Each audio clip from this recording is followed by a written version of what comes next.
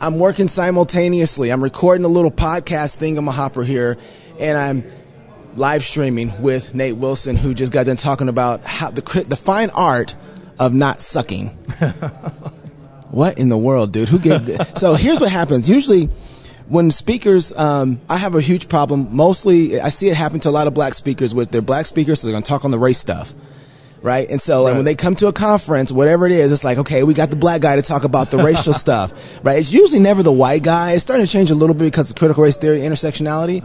But I think the same thing happens with writers too, and guys who are good at stories. It's like, let's have come talk about story. Yeah. Why don't you come we do the same thing with you. I think that's a little bit less painful than having somebody say, hey, do you want to come talk about your skin color? True. Maybe, but I still feel like you get, but the same thing, you get stereotyped, and you get locked into a particular category, and you never get a chance to talk about anything else. So when I heard that you were going to come here for the conference and be a part of the conference, all I could think was, what does Nate really want to talk about? And so who gave you the title? Was that Gabe or was that you? That was me. Okay. The Fine Art of Not Sucking. And it's because of, as I was thinking through, something I talked about in terms of who are you and who are they. You know, like that triangle of rhetoric, like who are you, where are you, who are they, where are they, where ought they to be, where you can, what do you have that they might need? Yeah. You guys, at least, you seem to have a base of a lot of people who are highly engaged. They want to be politically engaged. Yeah. They're, it's very easy in that environment to get caught up in thinking that's the fight. Right. And caught up in thinking that's like yelling at people on Facebook threads. I made fun of Gabe for that, but it's like the getting into comment thread fights accomplishes anything at all other than just a negative taste in people's mouths about you and enables them to continue to stereotype you. Yeah. So it'd be way, way better if you have somebody you're like, man, that guy's so off base. Yeah. He hates everything I stand for. Have him over for a cookout. If you know who he is, get him over. Yeah, get him over. And if you don't know him and he doesn't know you, then stop yelling at him.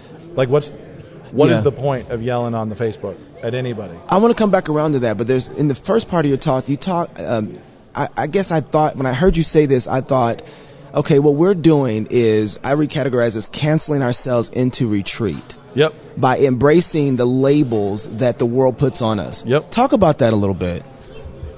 So, I have a bunch of progressive friends, a bunch of liberal friends because of what I do. Okay. And just the nature of my work, and it's been a decade and a half plus of working with people and being friends with people who, would never choose my life for them, and I would never choose their life for me. They would never decide to move to Idaho and have 5 kids, and like that's, and do what I do and be what I am, and that's been the case. Very rarely has it been overtly hostile, where it just like they're going to yell at me, but it does happen. Yeah. With your friends.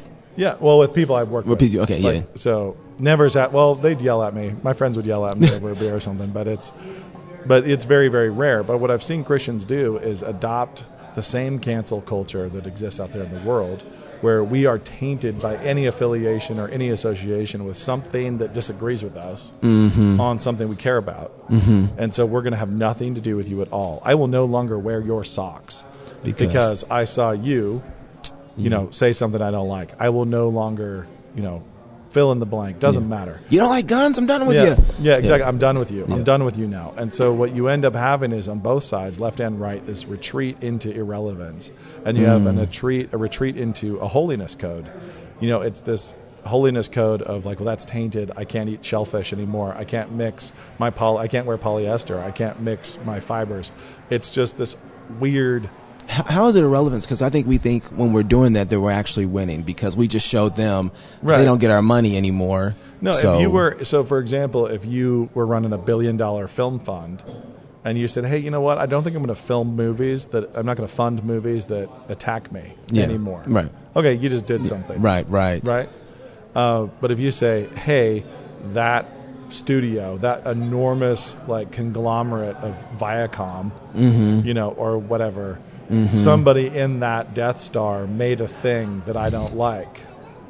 And so I'm going to cut myself off from all engagement with that in its entirety. Like that slippery slope takes you into living on the farm without electricity. It does, because GE is not your friend. And, and it's like, well, you're going to use the roads? Right. Are you gonna go do some kind of holiness check on the asphalt company? Yeah. Are you like, right? How far out are you willing to go? Are you gonna throw your iPhone in the blender? Like, right. Because Apple doesn't agree with you. Okay. It's like it just. Right. You haven't thought about this all the way through yet. If that's what makes you righteous, then you have to do it all the way. How does that make us cannon fodder, though? Because you're talking about cannon fodder a little bit, too. And so, because I think well, that's fighting the battle. I think the cannon fodder side, I would say, is yelling, like, just yelling. Like, and if you think that yelling at people on Facebook or yelling at people on social media or just yelling at all, being indignant, being upset, being shrill, if you think that is cultural engagement, you're just running at the Brits and you're going to get bayoneted. Yeah. You're just the guy painting himself blue, running into destruction. That's the cannon fodder piece. Worse than that, your kids watch it and they see that ugliness and they see that tone and they say, that's the gospel. That's Christianity. So not only are you cannon fodder, your kids are cannon fodder. If they see you loving people, disagreeing with them, not backing down, but always from a place of affection, not from a place of outrage. If we get the outrage thing going, we're done. Let them be outraged. Like, let's not be outraged. Don't do that. Don't run that play, because simultaneously, it's not real engagement. It's not effective tactics, but it also means you're going to be a casualty. If you keep running, you're setting yourself up for absolute failure. Yeah, and so if you say, now I'm going to back out, I'm going to retreat, I'm going to cancel, best case, you become Amish. And you that hasn't worked out so well. You're completely irrelevant. And you move to Belize and farm. Just get out of here. Yeah. It's like, get all the way out and don't call it a win. You didn't win. So then, one of the things I'm seeing right now, people who are fighting against the movement, the cultural movement, the social justice, the critical race, all those things like that, they seem to observe that there's a problem there, but they're doing kind of the same thing you're talking about. They are, in one sense, another form of cancel culture. Yeah. So almost fighting with the weapons of our enemy doesn't work so well. So then what's the cultural engagement thing? Because we seem to think that's the cultural engagement. So then what is cultural engagement? So you have to know. You read Sun Tzu. I mean, like, you read military strategy, you read these things, and you think, how can I have a disproportionate impact? Given that I'm outnumbered, given that I'm in the minority, I am now an insurgent in my culture. This is an insurgency. So is this a situation where we have our own separate world and they have their separate world, where we have totally distinct economies? No, we don't. We're commingled. We're all one people. Right? Yeah. So, given that, like, what do I do? Do I just step back and step into this other world that's completely discrete? It doesn't exist. That world does not exist. So there is no place to step back to, which means that it's a retreat. It is just, and it can be a tactical retreat, like when you start a school. Right. You say, hey, we're retreating out of the school system, I'm going to build a school. I'm retreating out of this entertainment industry, I'm going to build my own publishing house or whatever else. That's all great. What Cross Politic is doing, you guys are building your platform. Like, great, awesome. You want to be cancel proof. But you canceled me, I'm going to cancel you back. Right. You lose that game because they lose a tiny fraction of business. They don't lose any market cap on Wall Street. Yeah. And yet, if they cancel us, that's a bigger impact. We're totally exposed. Right. So if Apple just said, "Hey, we're not going to let you guys use our phones anymore," that would be within their right. Sure. They could say, like, no more Apple for you. And Google said, "Yeah, honestly, we've seen the content of your email, so you're not going to be allowed to use Gmail anymore, and you're not going to even be allowed to use our search engine." Yeah. That is the end of the line for cancellation. Yeah.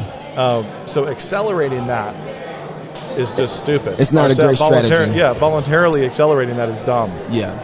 So then, but what is cultural engagement for? Yeah. So cultural engagement, real cultural engagement, is starting infrastructure. It is feeding people. It is telling better stories. It is engaging with people, not canceling, not retreating. It's having the best steakhouse in town. That's cultural engagement. So then that goes back to, because when you were talking, all I could think being the best mortgage lender. Right. Like, I am the best mortgage lender. That's cultural. That's more cultural engagement than cancellation is. And it's more impactful. You have a game plan that actually leads to success at that point too. Yeah. So then when you think about, do you think that since Christians have lost the art of beauty, like we think now as Christians that our logical rhetoric like with atheists even. Yeah. We think if we have a great argument, if we can have something that makes sense consistently, that we have won that battle, right. and they're just stupid people who don't get it. Right. And we've completely disconnected beauty from any one of our arguments. You know what I mean? Yep. And you even talked about this logos, ethos, and pathos. Would you walk through that for everybody? Because they hadn't gone yet to FLFnetwork.com/live rally, and they haven't heard your talk. So kind of walk everybody through logos, ethos, and pathos. Basically, we're all characters in stories. We're not computers. We don't arrive at logical conclusions and then take logical positions. We arrive where we arrive because God sent a great fish to eat us and spit us on the beach. You know, it's like we're in stories. He makes us feel certain ways. He compels us certain directions. We arrive in certain places, and then we construct logical defense mechanisms. So those can be valid or invalid. You can find out that, hey, where I've arrived is coherent or incoherent. You know, it's like, it's incoherent, so you should move on. But you're going to move on as a character, and you're going to go discover something else or try something else. Yeah. My father-in-law converted because he ended up watching a charismatic guy preach, and he was a hippie out in the woods of California in the 60s, or maybe early 70s, and this guy yelled, "You've tried drugs, you've tried free love, why don't you try Jesus?" Yeah. And he was so stunned that the guy knew he'd tried drugs and free love that he converted. Yeah, like, and actually, we would actually poo-poo on that. Don't ever say that. How could you compare Jesus to drugs? Like, we would poo-poo on somebody preaching like that. And yet, he converted. Yeah. Now, and it doesn't matter whether that was a wildly inferior presentation. Right. It bore fruit. So he adopted a position. He moved into a life-changing position without logic. And then he tested it. And found out it was true. And found it was coherent and valid. Yeah. And that's what we try to do, is give people a syllogism and expect it to move them. The problem is their father was horrible to them. The problem was they grew up in a house where their mom was awful, or their uncle abused them, or they were in a church as a kid where the pastor was a total hypocrite. And that's why they adopt their positions. So the question is, as you live your life, if you live a truly beautiful life, you want everybody closest to you to know that every slander is false. They're going to accuse you of stereotypes. Anybody near you knows it's false. Yeah. And you want your kids to have seen emotionally, in terms of authority, ethos, and pathos, to have seen this beautiful position lived out. And they will be in that position. And then the logic is defense. So ethos, pathos, and logos. Ethos is authority or credibility. Pathos is emotion, like affections. And then logos is logic. And the Reformed especially think that they should sally forth with logic, when what they should sally forth with is ethos and pathos. Is it because they don't think that they have with logic they feel like we have the authority here with word, but they don't think that the word extrapolates out to the rest of the world. So they're very contained in, concrete, tangible. I have a syllogism. They're imperialistic and don't even know it. Yep. Right? Is that fair to say? Often they're in the temple of reason. They're not in God's temple. They're in the temple of reason. Interesting. They're in front of the wrong altar to the wrong God. Wow. And they've brought their Bible in, and they're trying to make people submit to reason. Yeah. I've shown that reason has put a blessing on this. Now submit to it. Repent to reason. As opposed really good. to, the fear of the Lord is the beginning of all knowledge. Have faith, repent, and believe. And that coming from a person who is no hypocrite. That person who has lived that life, and that person who has a beautiful life. The person who's been faithful to their wife. That person whose kids are all happy. That person who speaks with ethos. I don't know if you remember this, that's when I first got to Moscow. I was all amped up on apologetics. We were talking one day, and you said, I was talking to somebody who, I was thinking of working through all the theological issues of a transgendered person. I don't know if you remember this. And you said to me, why don't you try going up to somebody and asking them, instead of working through all these problems, who hurt you? Yeah. You remember that? Yeah. And I was like, all of a sudden for me, I did that exact thing. Everything else clicked, what was going on. And I'll never forget, I was going through, I tried it that weekend. I was on a shoot with Darren, and I was going through a coffee shop, and a guy was dressed with his fingernail polish on and hair and everything, and I asked, it was weird because I was I was more nervous. That was funny. I was more nervous asking him who hurt you than giving a gospel presentation. I was way more nervous with that. And he looked at me and started crying, and I'm in a drive-through, and I'm like, what do I do? All of a sudden, all my training apologetically didn't get me ready for what happens when when you care about somebody. When you care about somebody and they actually need it. And they actually need it, right? Yep. And I do, as a person who wants to evangelize, I care about it, but I didn't know, apologetics didn't prepare me for a person actually being able to break down like that. And so I actually took 10 minutes and be like, listen, God's going to deal with that guy. Like, you know, it actually wasn't 10 minutes. It was probably more like 3, but it felt like 10. Yeah. But don't forget, God's going to deal with you too. Give me And so being righteous before God, his judge. And it was really great because he's like, thank you. I really need to hear that. I've been struggling with this. And I remember I gave him a card of a local church that we were there working with. And I never would have been able to do that, lay out so much work without asking the simple questions. And also your sensitivity to it also proves that you're talking about touching somebody's eyeball. So most of our apologetics is a lack of caring about people. We don't actually care. We're going to come out here and we're going to fight on a basketball court.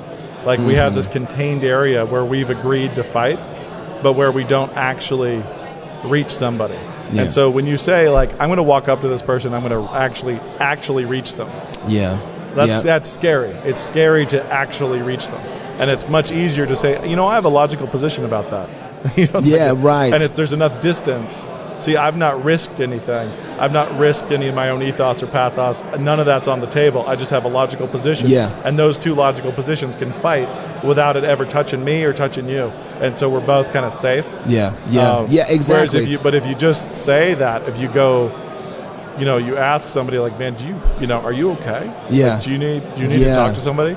Like, now there's a ton at risk. Now there's a ton on the table. There's a ton that the chips. And requires a lot of me too at that. Yeah. Yep. Okay, so you said something. I'll let you go real quick here in a second. But I want to get to two things he did here because you talked about dads. But you said something I thought, as someone who's grown up in the church, you have no problem being irreverent to those people. You know what I mean? Like you have no problem being irreverent to those people. You said something. I think it was God is always playing jokes. I'm like, ooh, don't talk about God playing jokes, Nate. God don't play jokes. And then you said cheat codes. God puts cheat codes in creation. Yeah. Could you walk through God plays jokes and puts cheat codes inside of creation? Well, you can't look at a crow and a squirrel fighting and not think that God plays jokes. You can't look at a stink bug or a ladybug that's taking itself super seriously. You know, this ladybug just is so awkward walking around a maple tree eating aphids like snacks. You know, just like popping aphids, and ants are getting upset, running over to fight the ladybug off because they keep these aphids and they milk them. You know, and you're like, really, God? Like, you're doing this in my front yard? Like, I've got more serious things I want to talk to you about, and you're taking time telling aphid stories? Like, you know, like he's so flippant. He's so flippant with his own time. And even at the gospel story, if anybody else had made up the Christmas story, it would be blasphemy. The infinite word becomes flesh. The infinite word goes into a woman's womb and comes out and needs to have his butt cleaned. Like, it's we're going to change. Wow. Yeah, it's like, it's so blasphemous. It's so irreverent. And God says, I'm going to send my son to be made flesh, and to be in the womb, to be born and placed in a food trough. Like, and I'm going to have him. It's so blasphemous, and it's like blasphemy on blasphemy. And it's a flippancy about himself. It's a humility, like this ultimate humility. It's a beautiful, beautiful thing. But if any of us had made it up, it would be disrespectful. Yeah. But the same thing, I can be really heavy. You know, I just had a brain scan to see if my brain tumor has grown, and I could walk out my front door, and I got good news about it. But I could have gotten bad news. Yeah. And if I'd gotten bad news and found out that my brain tumor was growing, and I sat on my front porch and was sad, God still would have been telling ladybug stories. He wouldn't have just been like, hey, ladybugs. All of your mess. He wouldn't just be like, knock it off. Right. Nate had bad news. Ladybugs, like, stop for a second. Like, nope. Still absolutely going. Not. Still going. Ladybugs and aphids still going. And you're going to look down, there's going to be an ant on your shoe, and that ant has a 6,000-year genealogy that God has actually written every single generation for this ant all the way back to the garden. And like that level of care and humor that's built in is everywhere. You know, I think that adds to fighting with joy, engaging with joy, right? That if you don't observe those things about God, then how are you going to be able to run when it's right. You know, like that's and that's why I think a lot of our battle and our fight, even in our current situation, is really kind of bitter. Yeah, right? it is. It is. Yeah. You know, it's bitter. It's bitter sounding. It's joyless. It's joyless because God's still playing with ladybugs. And the sad part is that it's joyless on both sides right now. Both sides are joyless. There's not one side that's joyful and one side that's not. It should be the people who know the Father and who are fully engaged with His creation are joyful. But they're not, because their hope ultimately has once again been proven to not be in Him. Which is just sad. Wow. The cheat code thing you also asked about. Yeah, that's what I'm thinking. Like everything from like an airplane wing, the fact that if you curve a wing so that air goes faster over one side than the other, it can lift a school bus off the ground and you can fly. You know, it's like, okay, so if we run fast enough and we just trick the air with a curved, one curved surface, we launch, and just float. That's crazy, and that's been there the whole time. That cheat code has been there from Adam, right? Waiting for the Wright brothers, right? Like it's been there, and then it got found. Yeah. The same thing with ice cream, chocolate, like all these things where it took, irreducibly complex discoveries. Where you had to discover the vanilla bean, you had to discover sugar cane, you had to discover cream and cow and everything else, and then you finally put it all together, and we discover ice cream. And it's like, this has been here the whole time. Yeah. It's just been here. Yeah. And you have real easy ones. It's like the first ones. It's like at the beginning of a video game. Yeah. Where it's like, I got to survive. Like, I have to just survive. I'm brand new here on Earth, and I got to survive. And here are these birds walking around dropping balls of protein out of their backsides, wrapped in shells with no refrigeration. Right. Just like, bloop, there it is. Like, these are like the easiest coins of all at the beginning of the video game. We're just I can stay alive because of these birds just dropping way too many of these things than they ever need. That's cool. And I can eat them. And I can squeeze the thing underneath that animal and get the milk. There's this real basic stuff. And then it starts going up and up and up and up, and we start discovering things like computer chips and electricity. But it's been there always. It's always been. We can't store electricity. We don't know how to do it. And like the question is whether that's impossible, which some people say, or if there is a way to actually store electricity, that will change everything. Again, there will be a whole other revolution, because batteries right now just store potential energy. They don't store electricity. Interesting. So you lose a ton in every transfer. You use electricity to charge the battery to separate. We saw that happen in Texas, right? Yeah, exactly. Texas is the same problem. So you have now the only place we see electricity stored is in nature, in like giant clouds on a huge scale. And it's like, it's up there. Yeah. And we can't. Cheat code. And we can't do it. If anybody figures out how to do this, it's a game changer. Let me give you this question. So this is my last question. I'll let you run after this. So I was don't split an atom, by the way. That's the other thing we found out. Yeah, that's not a good thing. How many atoms are in this room? Oh my goodness. And you think about how much power is in each one.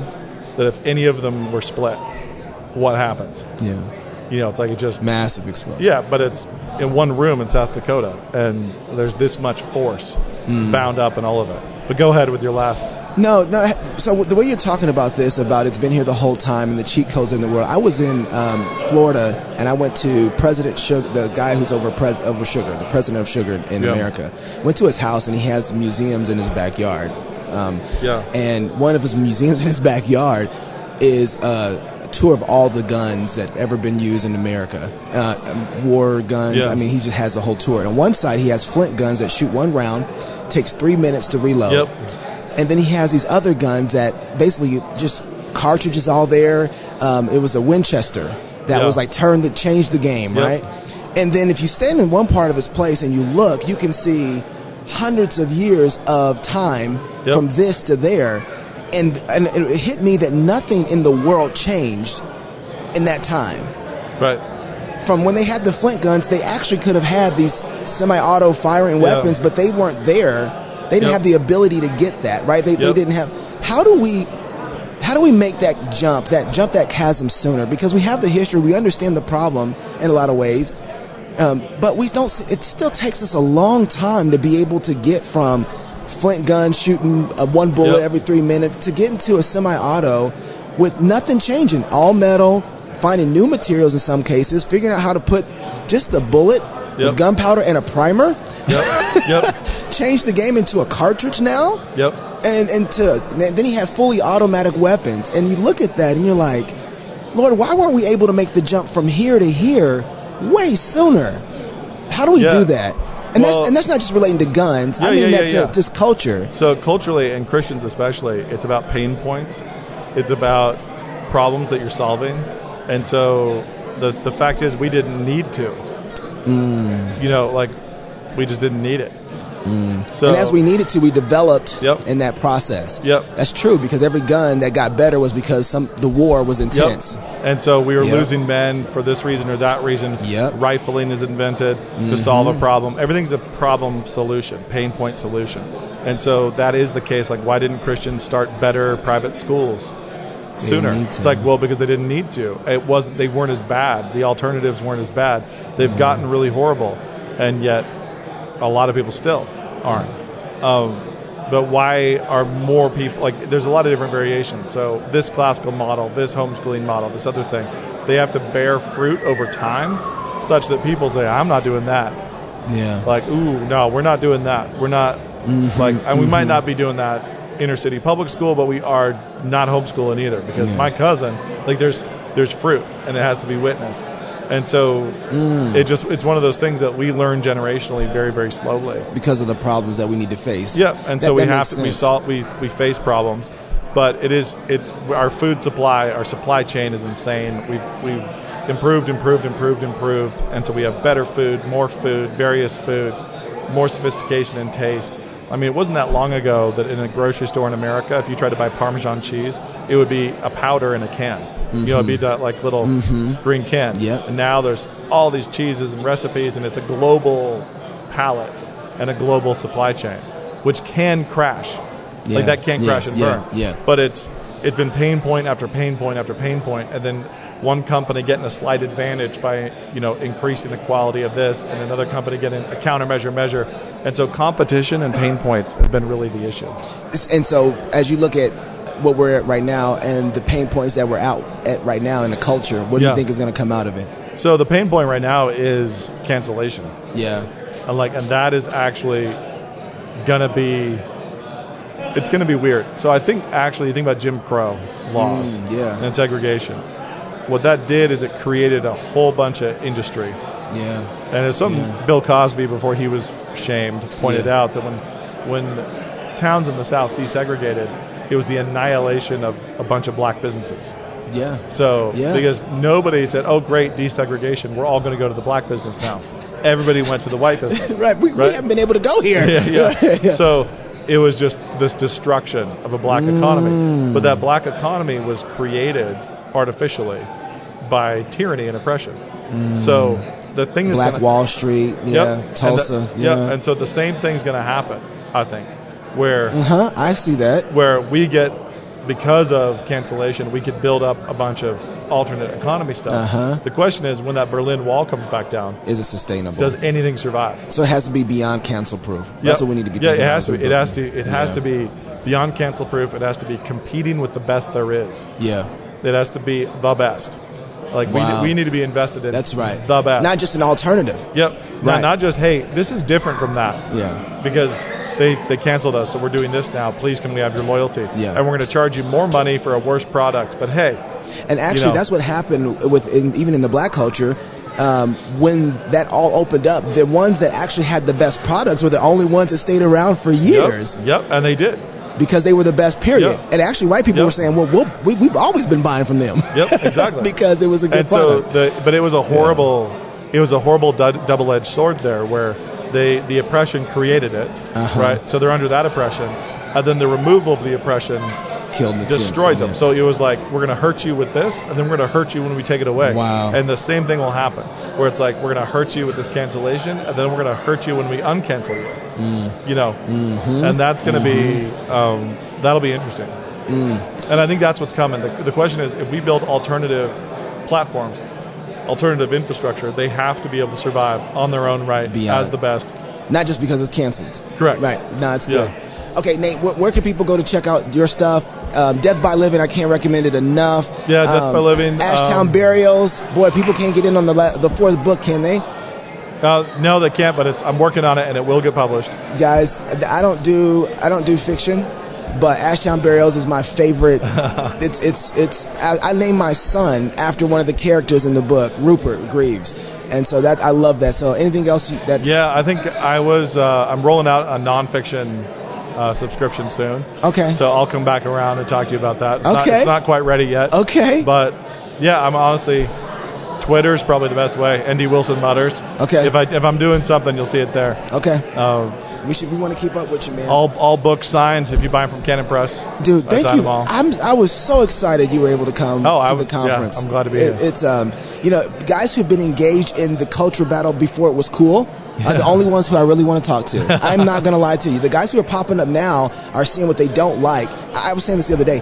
If critical race theory wasn't pushing in on churches, nobody would ever be talking about it. Because the issues that have been going on for a long time, but they haven't been at the front door, so nobody really cares. And now all of a sudden, all these things on the subject are popping up. I'm like, where y'all been at? Yeah. This has been going on for a long time, and there's guys, and so when I look at you and your dad and what Canon Press has been doing, this has been an engagement way before. Yep. Long time ago, and you guys have been building the culture, building content that goes beyond being council proof. Right. And that's the guys I want to talk to. And that's so Logos School is a perfect example. Yeah. Where you think a lot of people right now are waking up being like, man, what should we do for education? Yep. It's like, well, in 1981.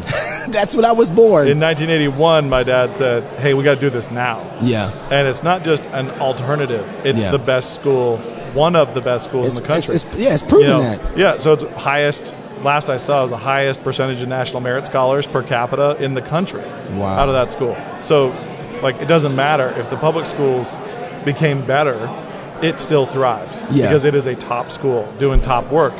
So it's alternative infrastructure. Canon's got to be the same way. Yep. We want to publish good stuff. Yeah. Not just stuff that's different. Yeah. And this is why we want to. I love the fact that we're there and be able to rub arms with you guys because we get firsthand kind of like big brother. Like, come on, man. Like you hit Gabe up about the fight. No, yes. I love those. Like people. People are like, Gabe, watch the. I can only heckle Gabe because Gabe takes it so well. Wait, what are you saying? I don't heckle you. No. I don't heckle you. I can't take it back. That's probably true. I'm like, what did I do? Yeah. Anyway, no, actually, I don't. I couldn't heckle you. I don't know that you've done that. I know Gabe has done that. I don't do that for that very reason. I know I can't engage in a way, but what I do, Facebook comment warrior. I send them messages offline. I say, hey, call me. Let's talk. Yeah. And that's what I do. And that's how I have those conversations. And I find way better impact from that. And that's how I win. So awesome. Thanks, man. I appreciate you being here. I'm going to go to the airport right now. Are you out? I got to get to my cousin's wedding. Dude, so thanks for being here. Oh, I'm glad to be here. Let me get that mic off you, too. You look good, by the way. Got the bolo. I had to wear the bolo for South Dakota. That's legit. That's legit, man. Thanks, Nate. Get home safe, man.